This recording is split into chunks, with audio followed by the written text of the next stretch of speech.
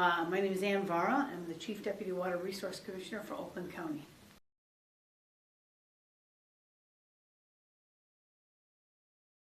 I've been connected for a long time with previous positions. I'm the former executive director for the Clinton River Watershed Council, and I live in the watershed, and I've been a part of it really my whole life since I was a little girl. I was born in the headwaters of the Clinton River in Clarkston, and always had an interest in the outdoors. And the Watershed Council has been a part of my career and my personal life for a long time.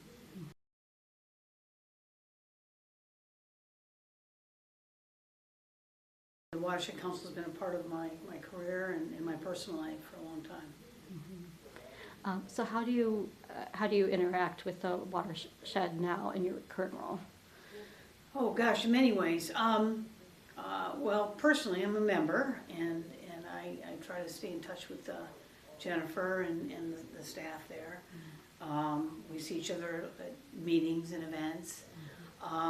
In terms of this role here, it's two things. One, as the Chief Deputy, our office works very closely with the Clinton River Watershed Council. Mm-hmm. They work on a variety of projects for this office. Mm-hmm. With our environmental unit, specifically the Rain Smart project, mm-hmm. Green infrastructure, and then the other part of that is Jim Nash, Commissioner Jim Nash, has a nonprofit called Pure Oakland Water. Mm-hmm. And Pure Oakland Water provides funding for projects and interns for the Clinton River Watershed Council.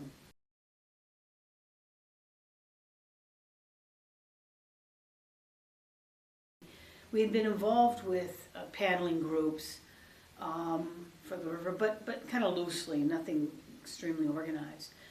And we had this idea to connect communities to the water.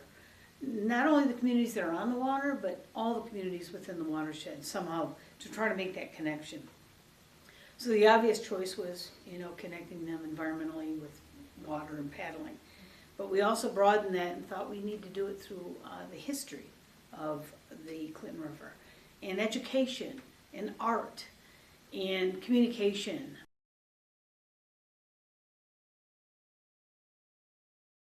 I would use the word unorganized. Mm-hmm. The people that were doing it, many of them had been doing it for decades, many, many decades. Mm-hmm. Some by kayak and some by canoe. Mm-hmm. But there wasn't really, they were organized, those groups were organized, but there wasn't really an organized effort between the Watershed Council and them, or the Watershed Council and them and the communities, or even a good functioning way of inviting all kinds of people to the river. Mm-hmm. I mean, paddling was becoming a very popular sport back in 2012, 13, 14, and a lot of outlets were starting to sell a lot of kayaks for beginners, and so we saw a real exciting need there, but it was quite unorganized. The other thing that we had a great concern about is safety on the river. If we're going to be promoting this, we have to figure out how to do this safely, and that's one of the great things that Amanda Parka did, is connect the Watershed Council with the safety people, and that's fire rescue, mm-hmm. and putting signage on the river so people are safe, or if they become in peril, they know where they are and they know how to call for help. Mm-hmm. We started doing a lot of signage, a lot of education events. If you're going to kayak or you're going to paddle, what do you take? Mm-hmm. How do you prepare yourself physically for it? How do you be safe? Mm-hmm. And so it was quite an effort to do that, and it just became more and more popular. Mm-hmm.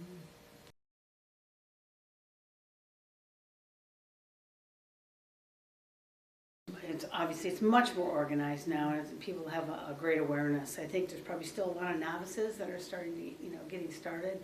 The other thing that was important is there was a couple of different paddling events. There was Paddlepalooza that was developed in Auburn Hills, and Sean Keenan was helpful in that.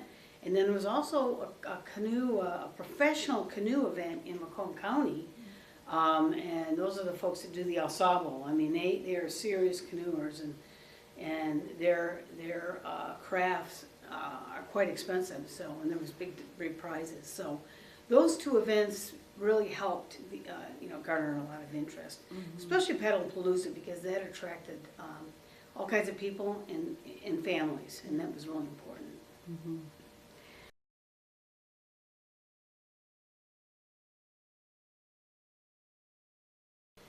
Oh, I think it's a badge of honor, for sure. We saw other watersheds were becoming water trails, and we said, well, why can't we? And the Clinton River was the most polluted river back in the early 70s, in the state of Michigan. And I don't know that anyone ever thought that you could get that to that designation. So when we first started this back, with the water towns and the Clinton River Trail and connecting all of that, it was definitely on our radar, but I didn't know if we knew or understood how long it would take to get to that. But we certainly wanted to have that designation.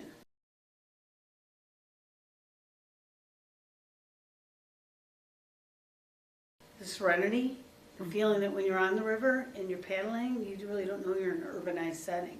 And that's, I think, the greatest thing about the water trail and being designated. It's an urban river.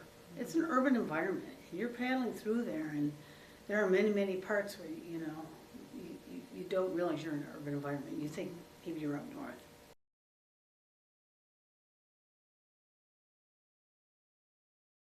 Well, I think we have to be connected to our watershed somehow.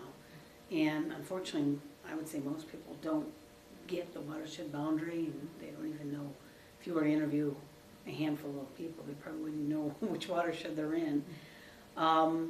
Water is becoming much more noticeable and important in today's society. I think our young people are helping with that. They want to be connected to nature somehow.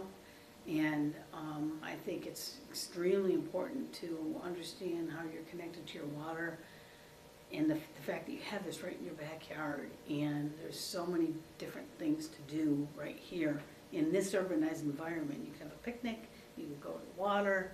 A lot of people fish that water, and not only paddling but fishing, and even in the wintertime, people snowshoe and cross-country ski down it. So.